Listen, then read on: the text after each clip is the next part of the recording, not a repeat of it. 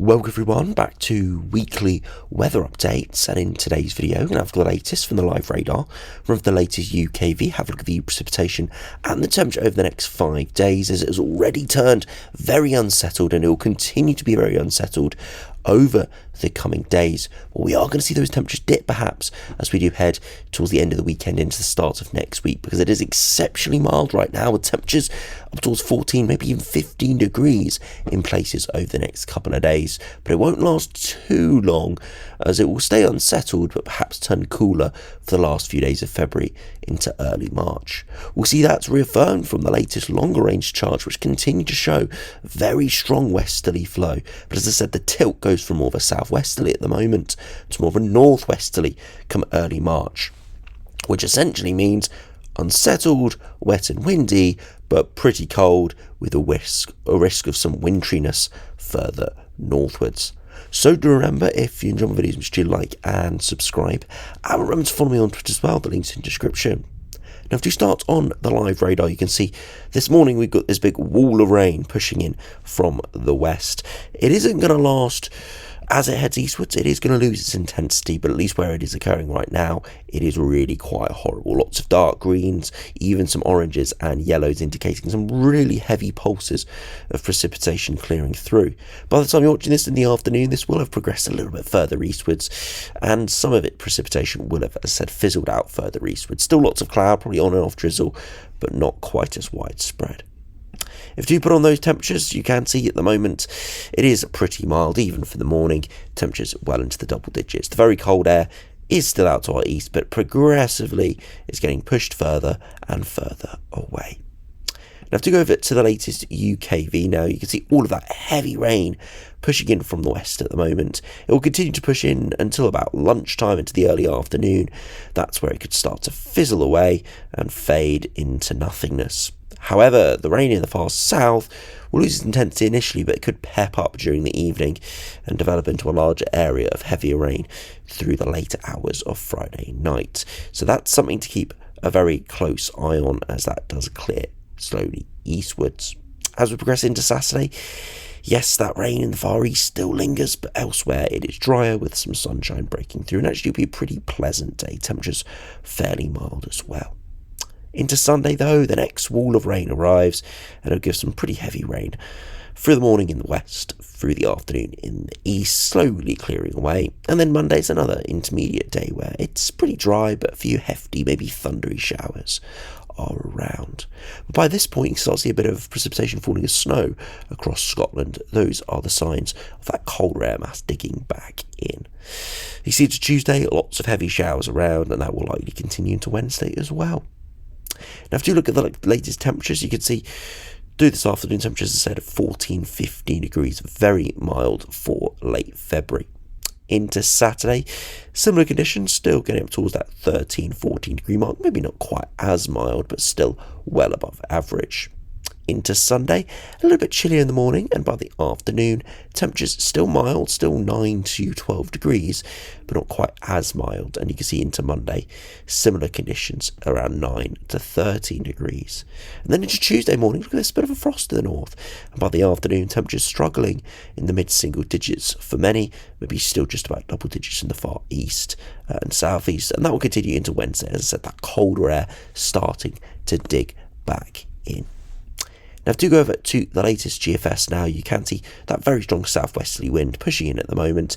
We'll get pushed into more of a westerly wind by the end of the weekend, and then by the end of the weekend into early next week, it's more of a northwesterly pushing in with some pretty deep areas of low pressure. And then look at this, around day 10, early March, this is where it could get very unsettled. Look at this big lobe of tropospheric polar vortex pushing in, and you can see a very strong west to northwesterly wind, very deep areas of low pressure.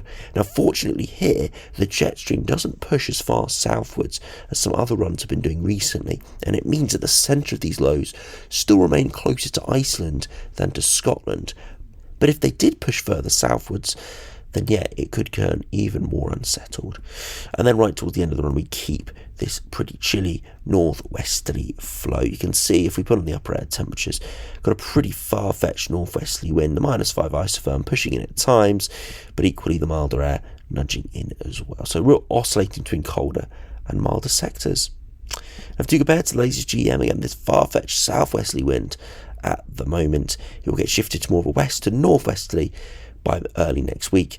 But interestingly, GM doesn't push the tropospheric polar vortex in. What it does is builds higher pressure in. Not really been seeing this much from the models. This is kind of the first time I've seen this. And this would turn it colder, but more settled, frosty and foggy. But no major unsettled conditions. Completely opposite to the GFS. By this stage, we've got the westerly wind barreling in off the Atlantic. So a real change here from this latest GM run. We need to keep a very close eye on it. As I said, it could be a bit of a shift within the model output, or maybe it's just an anomalous run. We'll have to wait and see, but very interesting seeing this nonetheless. Fingers crossed this does occur. As I said, it would be a much drier, more seasonal end of February and start to March.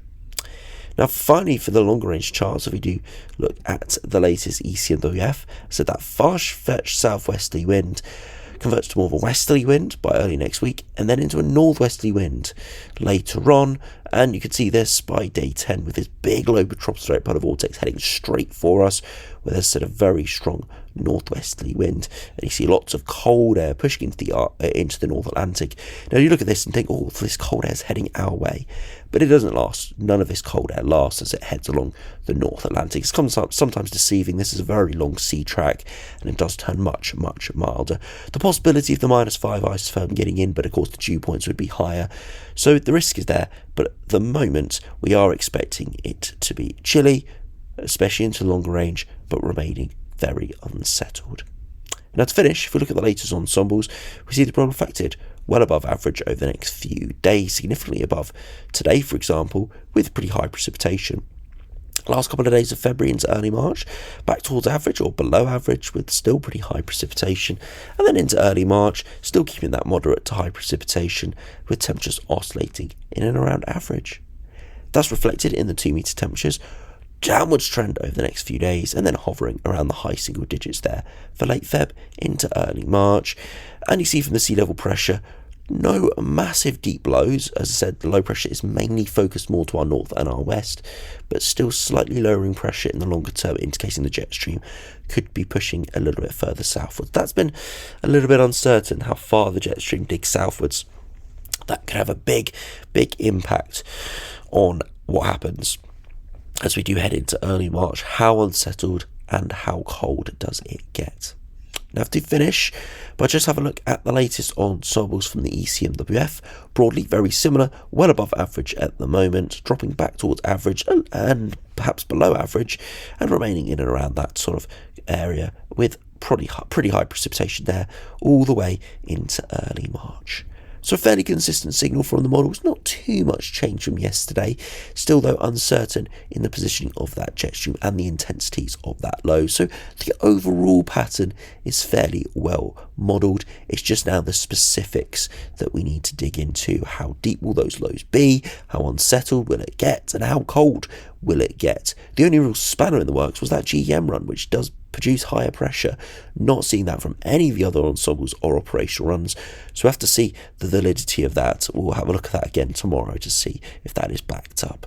But anyway, thanks for watching, hope you enjoyed, subscribe if you're new, and I'll see you again for another video soon.